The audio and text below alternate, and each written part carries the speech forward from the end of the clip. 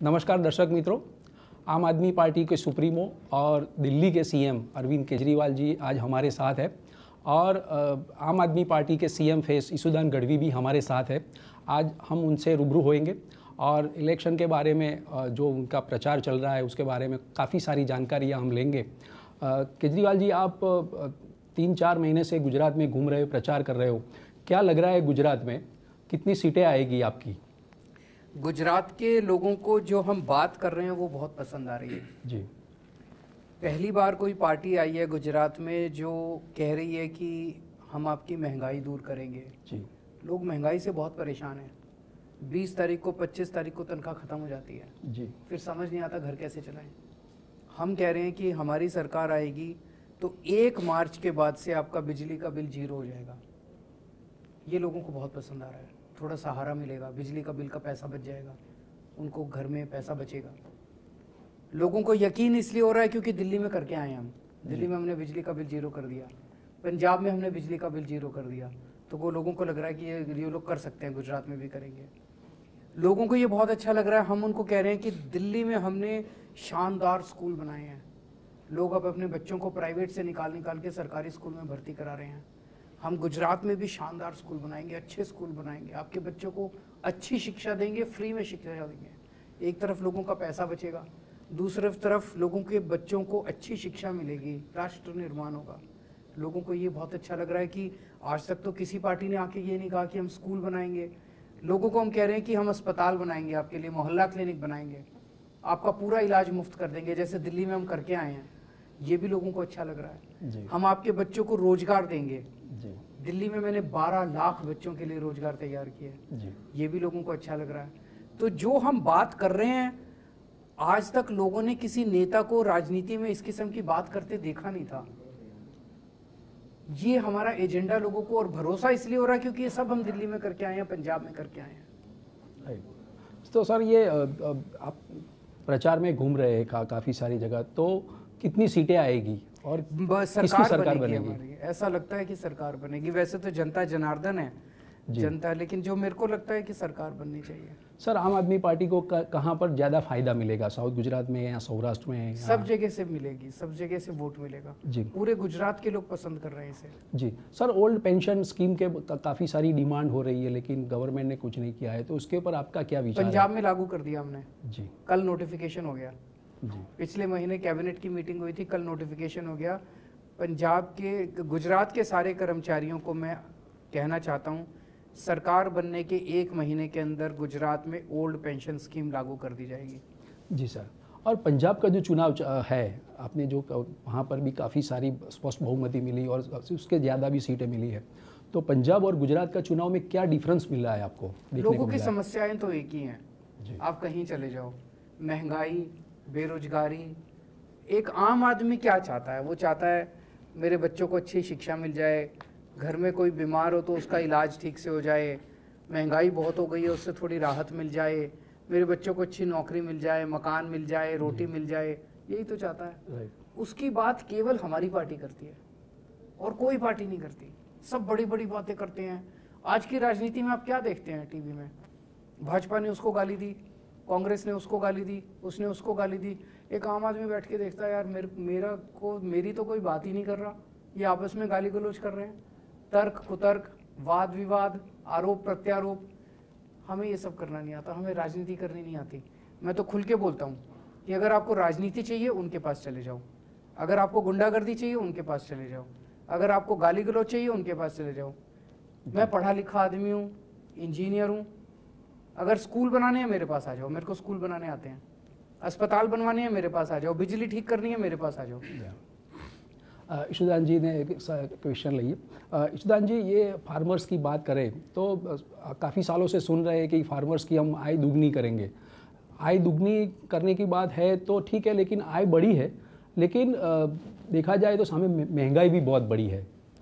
देखो, 2017 में भाजपा ने कहा था फार्मर्स को कि हम 2022 तक, ये कहते क्या 5 साल के बाद कहते हैं कि 2022 तक हम आय दुगनी कर देंगे। आय नहीं हुई दुगनी, जाय दुगनी हो गई। दूसरा कि फार्मर्स अभी 53 लाख फार्मर्स, उनको दाम नहीं मिल रहे, उनको बिजली नहीं मिल रही है, पानी नहीं मिल रहा है, और ऊपर से इतने कानून लेकर खड़े कर दिए, किसान निकल नहीं सकता है। दूसरी आप देख लीजिए, 50 लाख बेरोजगार युवा हैं।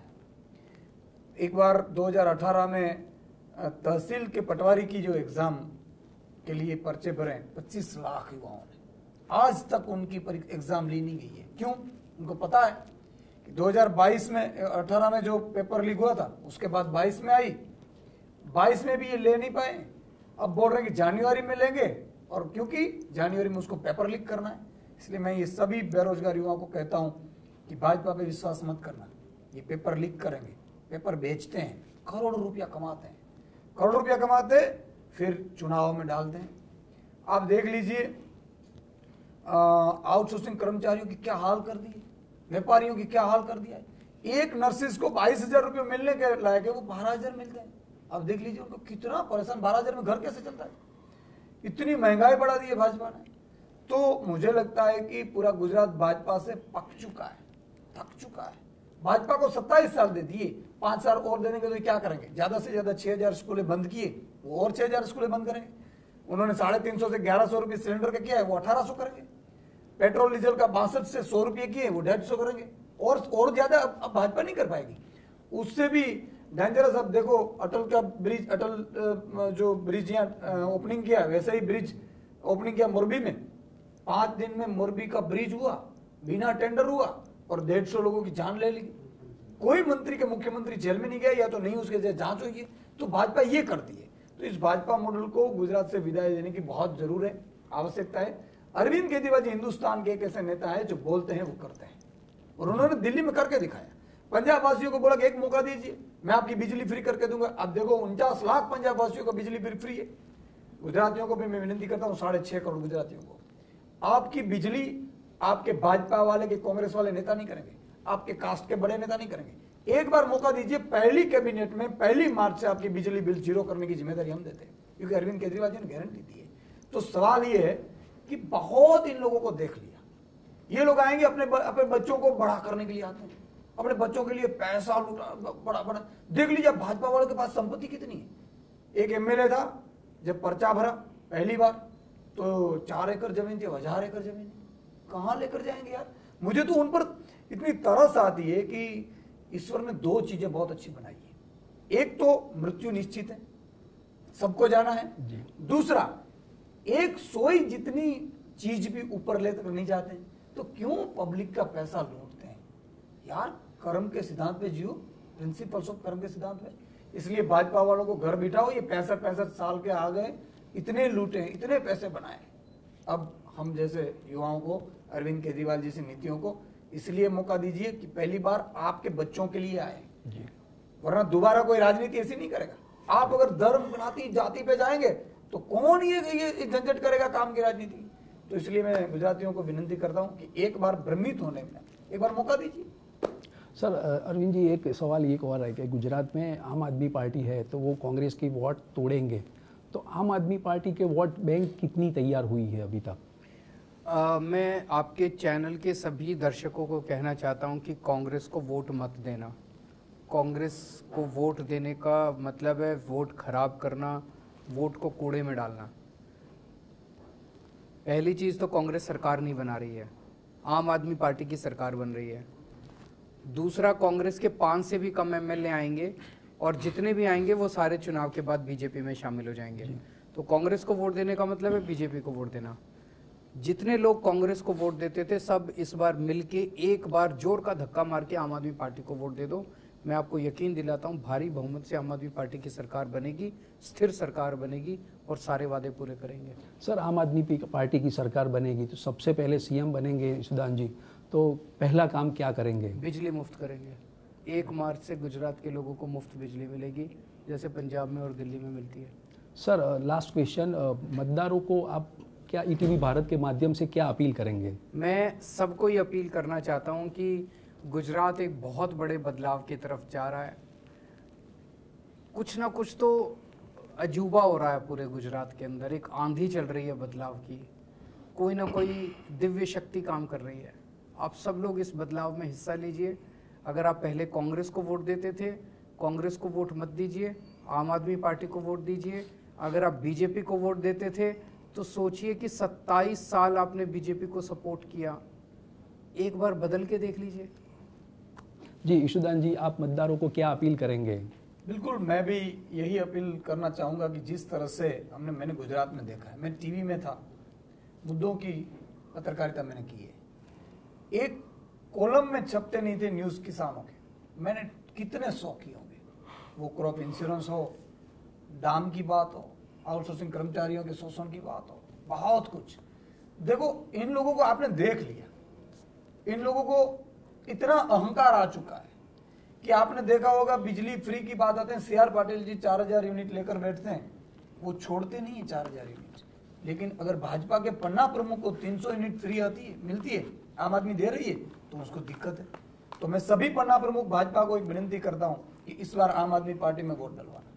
मैं कांग्रेस के सभी कार्यकर्ताओं को कहता हूं कि कांग्रेस के कार्यकर्ता हैं, आप निष्ठापूर्वक अभी आप 27 साल से कांग्रेस को वोट करवाएं, लेकिन करते क्या, उसके बड़े नेता सेटिंग करके चले जाते हैं भाजपा में, तो उस पर भी वोट मत करना। एक बार आम आदमी पार्टी ईशुदान गढ़वी, अरविंद केजरीवाल जी पे विश्वास करिए। 5 साल तो मांग रहे हैं, और हम देखो, हमें कोई करप्शन करना होता, Arvind Kejriwal ji income tax commissioner थे, मैं भी जर्नलिस्ट था, टीवी शो करता था, आप सब जानते हैं, पैसा कमाना होता तो वहां कमा लेते, लेकिन हमने सब कुछ छोड़ कर आए हैं क्योंकि इन जनता की पीड़ा देख नहीं सके। इसलिए एक बार मेहरबानी करके मैं ये बोल रहा हूँ, एक बार मौका दीजिए। 8 दिसंबर को जब रिजल्ट आए तो पूर्ण बहुमत से आम आदमी पार्टी की सरकार बनाओ। 5 साल में हमारी जिम्मेदारी है, जो 27 साल में भाजपा ने नहीं किया, 32 साल में कांग्रेस ने किया, ये 5 साल में करके दिखाएंगे। ईशुदान जी, राजनीति के बाद मैं एक सवाल आपको पूछना चाहता हूँ कि आपकी कैरियर की शुरुआत ईटीवी से हुई है और ईटीवी में आप इंटरव्यू दे रहे हो, पूरा ईटीवी आज गौरव महसूस कर रहा है, तो राजनीति अच्छी है या पत्रकारिता अच्छी है? देखो, मैं ईटीवी से मैंने शुरुआत की थी, और आप मेरे बॉस भी रह चुके हैं, आप सबको गर्व है नहीं ऐसा नहीं कि भाई ईशुदान गढ़वी जो आपके कलिंग्स, आपके यहाँ हम डेली काम करते थे, और आज ईश्वर ने, देखो मेरे लिए तो ईश्वर ने मेरी औकात से 1000 गुना दे दिया है, मैंने कभी मांगा नहीं था, और आज भी ईश्वर से मैं नहीं मांगता हूँ। भगवान से मैं एक ही प्रार्थना करता हूँ कि मैं बुरा ना करूँ, अच्छा करूँ, बस इसके अलावा नहीं मांग रहा हूँ।